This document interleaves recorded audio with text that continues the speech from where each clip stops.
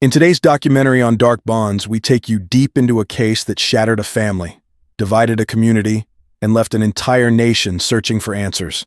A father and daughter, a bond built on love, laughter, and trust. A household that from the outside seemed like the perfect picture of family life. But behind closed doors, something went terribly wrong. We unravel the story of Scarlett Vickers, a 14-year-old girl whose life ended far too soon. We'll examine the events that led to that fateful night, the conflicting testimonies, the forensic evidence, and the gripping trial that left the jury with one haunting decision. On Friday, July 5th, 2024, the night was supposed to be like any other, quiet, ordinary, but at exactly 10:30 p.m., emergency dispatchers in Darlington, United Kingdom received a frantic call. A woman's voice trembled through the receiver. Sarah Hall. She could barely form words between gasps. Her 14-year-old daughter was losing too much blood from a wound in her chest. It wasn't stopping. The dispatcher pressed for details. What happened? Sarah hesitated before answering. She said her daughter had been playing with her father and she wasn't sure how the injury happened. But in the background, a man's voice cut through the panic. Simon Vickers, yelling at his daughter Scarlett. The dispatcher didn't waste time and immediately gave instructions. Apply pressure. Keep her breathing. Start CPR. Help was on the way. At 10:45 p.m., paramedic Andrew Crow arrived at the house. What he found would haunt him forever. A young girl lay on the floor, barely clinging to life. She was dressed in pink fleece pajamas, now stained deep red. A kitchen knife rested beside her, its 22-centimeter blade covered in blood. Andrew acted fast, working against the clock. Every second mattered, but the bleeding wouldn't stop. No matter what he did, it wasn't enough. For an hour, he did everything in his power to save her. At 11:50 p.m., there was nothing left to do. Scarlett Simon Vickers was gone, and this was just the beginning. Because at that very moment, Detective Superintendent Craig Rudd stepped into the house on Geneva Road. From the second he crossed the threshold, he knew something wasn't right. Simon Vickers stood there, silent and motionless. The stench of alcohol clung to him. Even as paramedics fought to save his daughter, he didn't react. He didn't flinch. It was as if he already knew, as if he had accepted it long before anyone else. Detective Rudd approached him, searching for answers. What happened? Simon's voice was unnervingly steady. He claimed he had been in the kitchen, joking with his daughter. They had been tossing grapes at each other. Then he decided to throw something else. A kitchen utensil. A playful gesture, he said. But suddenly, Scarlett stumbled. She looked down, her pink pajamas turning red. Then she collapsed. She tried to breathe, but she couldn't. Sarah saw them. She screamed and called for help. But Detective Rudd wasn't convinced. Something about Simon's story didn't fit. His expression, his stillness, the way he just stood there, detached from everything happening around him. At 11:50 p.m., the house was no longer just a home. It was an active crime scene. Forensics arrived. Investigators moved in. Every inch of the house would be examined. The walls, the floor, the knife, nothing would be overlooked. And Simon Vickers, he was taken into custody. The investigation had only just begun, and soon shocking revelations would bring this case to light. Is there anything else you can think of you need to tell us so we can look after you? I just want to know how my daughter's doing. We're mucking about playing in the kitchen. And for some reason, this has gone really weird. I mean, we're mucking about. I can't believe this. I don't know what it is. It's just pointless. What? Please, someone tell me. What's going on? At the minute, mate, we've got no new I'm information. going over to Gran Canaria in 6 weeks. Where I don't believe this happening. Well, say, there's nothing about in the kitchen. I don't understand how this is happening. Honestly. At Darlington Police Station, Sarah Hall sat across from investigators. Her hands were clasped together, her eyes were distant. She had already relived this night too many times, but now she had to start from the beginning. They asked her to walk them through the day of the incident. She took a breath and started. That evening, Simon Vickers had come home from work like any other day.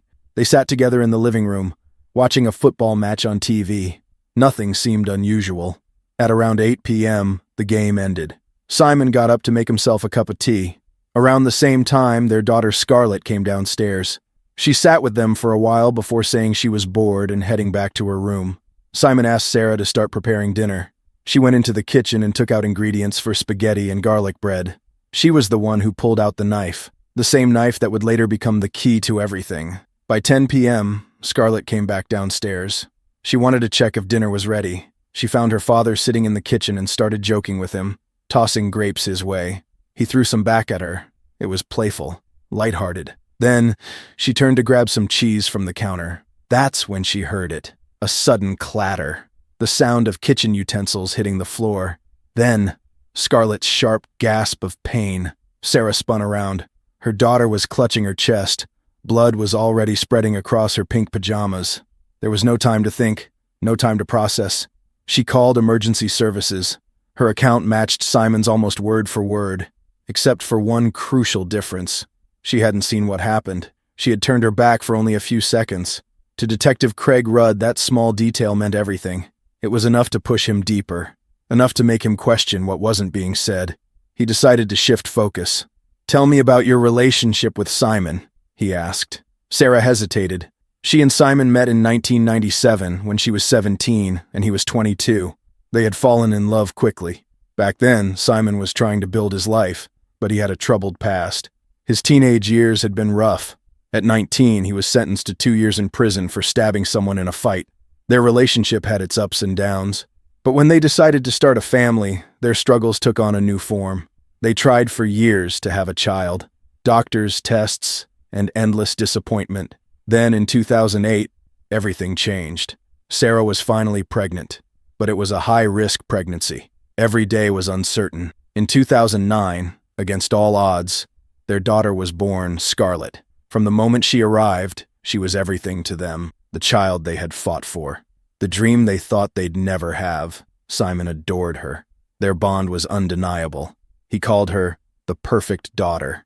Scarlett was just like her father, quick-witted, full of energy, always making people laugh. The three of them were inseparable. Their home was built around each other. Just days before the tragedy, they had been planning their summer holiday to Gran Canaria. Scarlett had been counting down the days. However, she would never get to go. Detective Craig Rudd sat in his office, replaying Sarah Hall's statement in his mind. One detail stood out. Simon Vickers had a past. A knife attack at 19 years old. A conviction. 2 years in prison. Sarah had spoken of it as if it was a distant mistake, a single offense from his youth. But Rudd wasn't convinced. Before making any decisions about Simon's custody, he needed more. He ordered a full background check. When the results came back, his gut feeling was confirmed. Simon didn't have just one offense. He had 6. With this discovery, Rudd knew he had to move fast. He needed to press Simon again. He entered the interrogation room, studying the man across from him. Simon sat slouched, his expression unreadable. "Were you drinking that night?" Rudd asked. Simon exhaled. He admitted to 4 glasses of wine. "Did you take anything else?" Simon hesitated before answering. "Cannabis." Rudd watched him carefully. Something wasn't right. Simon wasn't forthcoming. He only answered when asked. He never volunteered details. A father in his position would be desperate to explain himself, to clear his name, to make sense of what had happened. But Simon was cold. Too cold. His demeanor, his calmness, his lack of urgency. It was enough for Rudd to make a call. Simon Vickers was charged with the unlawful death of his daughter Scarlett. The moment he heard the words, Simon reacted for the first time. He was furious. He refused to accept it. He insisted he was innocent, that he had loved Scarlett more than anything. "I waited years for her. I fought for her. How could I ever hurt her?" He spoke of how protective he had always been. Years ago, Scarlett had been bullied at St. Aidan's Academy. Even after the school intervened, it wasn't enough. He had pulled her out and moved her to Houghton Academy to make sure she was safe. But to the detective, words meant nothing. A father with a criminal past. A man who had been drinking and using drugs. A daughter who was now gone. The evidence told its own story. Simon remained in custody. He spent 3 days in Darlington Police Station before being transferred to Durham Prison, placed under 24-hour health watch due to concerns about his safety. Outside, the world reeled. The news of Scarlett's death, at the hands of her own father, shattered those who knew her. At school, her classmates were in shock. Everyone knew her. She was kind, smart, always making people laugh. Teachers grieved. Family members refused to believe it. They had seen the love between Simon and Scarlett firsthand, but nothing would matter more than what came next. the autopsy report. The pressure on authorities was overwhelming. The community demanded answers. Investigators needed to know the truth. 4 days after her passing, the report was released. Dr. Jennifer Bolton, a forensic pathologist, had examined Scarlett's injuries. The findings were clear. A single wound, 11 centimeters deep, to the left of her chest. The blade had pierced her lung and gone straight into her heart. She had lost too much blood too quickly, but there was something else. The wound wasn't random. Dr. Bolton stated that for the knife to penetrate that deep, it had to be held firmly. A strong grip, a controlled motion. That meant one thing. The knife wasn't thrown. It was plunged. With the report in hand, Detective Rudd confronted Simon once again. For the first time, Simon changed his story. He no longer claimed to have thrown the knife. Instead, he said he had been clearing kitchen utensils from the counter when the knife accidentally struck Scarlett. But even this version didn't hold up. The autopsy report contradicted it entirely. A wound that deep required force. The angle was deliberate. The strike was straight. It was no accident. And now, Simon Vickers was running out of lies. With the autopsy report in hand, Detective Craig Rudd and his team had what they needed. Simon Vickers would stand trial. As he remained in custody, the outside world moved forward without him. His family, once bound together, now faced the unimaginable.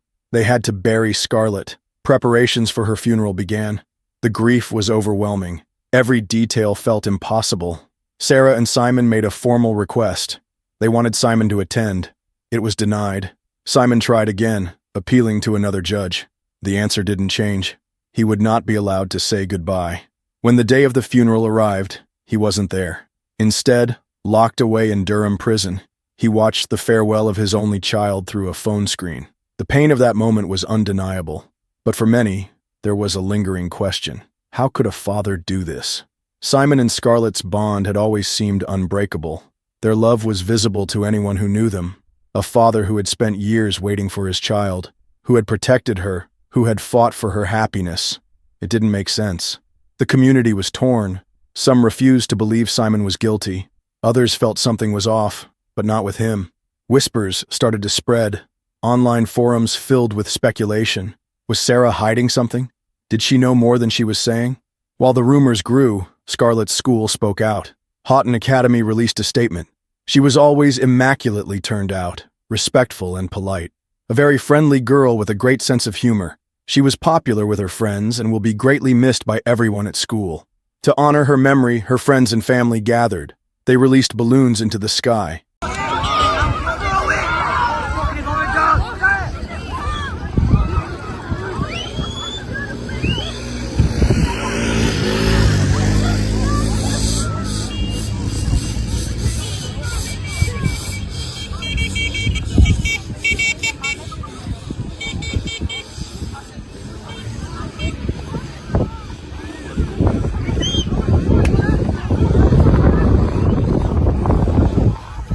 In the neighborhood, a tree was dedicated in her name.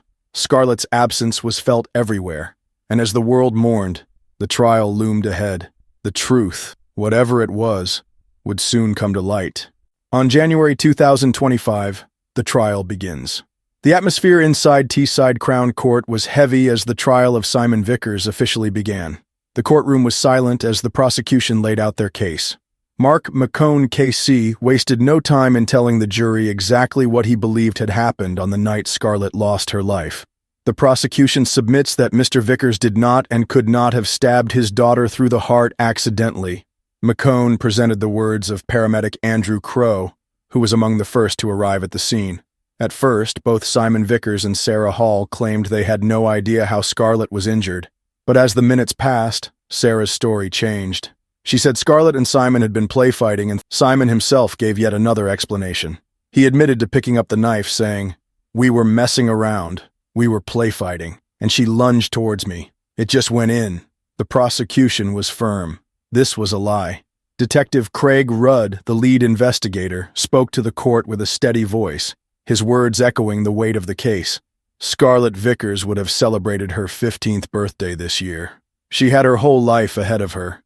Yet it was cruelly cut short by her own father, a man who was meant to protect her. Forensic pathologist Dr. Jennifer Bolton presented the cold, undeniable truth. Kitchen knives aren't designed to be thrown. If one had been tossed, it wouldn't have pierced Scarlett's chest. It would have bounced off. The blade had struck her at a perfect 90-degree angle, going straight through her pajama top, passing between two ribs, puncturing her lung, and piercing her heart. A wound like that would not have happened by chance. It required a firm grip, a controlled motion. It required intent. Then it was Simon's turn to speak. He described his day as if it had been just another ordinary one. His car was booked for a service the next morning. They had plans to meet family for breakfast. He had gone into town for a haircut with his father. There was nothing unusual about it. He claimed they were all excited about their upcoming summer holiday, that Scarlett had just finished school for the break, that everything was completely normal. That night he watched football with Sarah while Scarlett was upstairs on her iPad. Around 10:30 p.m., Scarlett came downstairs, feeling bored. She joined them in the kitchen. Sarah and Scarlett started throwing grapes about. We were all throwing them about. We were just mucking around. He admitted to having 4 glasses of wine, but insisted he was fine, that he knew what he was doing. He admitted to smoking cannabis that night as well, something he said he did often after working in factories for 20 years to help with pain. Then, he described the moment everything changed. He said he had been tickling Scarlett when Sarah suddenly pinched him with a pair of tongs. He turned to grab them, but she clamped them on his finger. He shouted out in pain, and Scarlett laughed, calling him a wimp. In response, he said, "How would you like that?" but insisted he had said it playfully, not in anger. Sarah then put the tongs down and went back to cooking. He continued playing around with Scarlett, messing with her hair. She pushed him. He reached toward the worktop where the tongs were, and as he swiped his hand along the counter, something flew into the air. He claimed he didn't know where it landed, but he thought it had gone toward the sink. He insisted he had never even seen a knife on the worktop. Then, suddenly, Scarlett gasped. I turned back, and she was just staring. She had her pink pajama top on, and then, blood. So much blood. Sarah grabbed a towel, trying to stop the bleeding. Simon reached for his phone, his hands shaking, struggling to unlock it. He held Scarlett as she started to wobble, then shouted for Sarah to call 999. When she collapsed, he caught her. I grabbed her. We both went to the floor. He tried CPR, begging her to talk to him, but she didn't respond. She wasn't saying anything. She started gasping. Then she just stopped breathing. Her eyes, they were like doll's eyes. Sarah took over CPR. The ambulance arrived, but it felt like an eternity. They told Sarah to keep going while they got their equipment. Simon never spoke to the police again after his second interview. It's hard enough to lose a child, but no parent should have to read a pathology report that goes into so much detail. It was 20 pages long. I had to read it over and over again to piece together what happened, said Simon. But the jury didn't believe him. The prosecution never provided a motive. They didn't need to. The forensic evidence, the contradictions in Simon's statements, and his criminal history painted a clear picture, one that was impossible to ignore. But Simon's defense team, led by Nicholas Lumley KC, refused to back down. In his closing argument, Lumley insisted that Simon never intended to harm Scarlett. He argued that the prosecution had built their case on assumptions rather than undeniable facts. Simon Vickers is a father who adored his daughter, Lumley said. There is no evidence that he had any reason to harm her, no history of aggression toward her, no record of mistreatment, and no clear motive for what the prosecution suggests was an intentional act. He reminded the jury that accidents happen. He emphasized that the prosecution could not prove beyond a shadow of a doubt that Scarlett's wound had been deliberately inflicted. He described Simon as a hard-working man, a father who had spent years fighting to have a child, only to be accused of something unthinkable. You are being asked to convict a father of murdering his only child without a clear reason why, Lumley told the jury. This is a man whose world has been destroyed. He has lost his daughter, and now he stands to lose his freedom. But the prosecution has not shown you why he would do this. Because there is no why. Because this was an accident. He pleaded with the jury to consider whether there was any room for doubt. He urged them to think about the laughter in the kitchen, the playful teasing, and the split-second chaos that led to a tragedy. The jury deliberated for 13 hours and 21 minutes. When they returned, the decision had been made. By a 10-2 majority, Simon Vickers was found guilty of murder. The courtroom was silent as the verdict was read. Simon sat motionless, absorbing the words, guilty. The weight of it settled on him, and for the first time, the reality of what had just happened seemed to register. His only daughter was gone, and now, so was his freedom. After the verdict, Detective Craig Rudd spoke again. Constabulary. Scarlett Vickers would have celebrated her 16th birthday this year. She had a whole life ahead of her, yet it was cruelly cut short by her own father, a man who was meant to protect her. We may never know why or what caused Simon Vickers to do what he did that night, and sadly today's verdict will not bring Scarlett back, but he will now face the consequences of his actions. I would like to thank my investigation team for their tireless efforts in getting justice for Scarlett, and the community for their cooperation and understanding while we carried out our inquiries. Our thoughts remain with those who cared about Scarlett. Thank you. Simon Vickers will be sentenced on February 10th, 2025. Now we leave the question to you. Was Scarlett's death a tragic accident, or was it something far more sinister? Let us know your thoughts in the comments. Thank you for watching. If you enjoyed this video, don't forget to like and subscribe for more true crime documentaries. See you in the next video.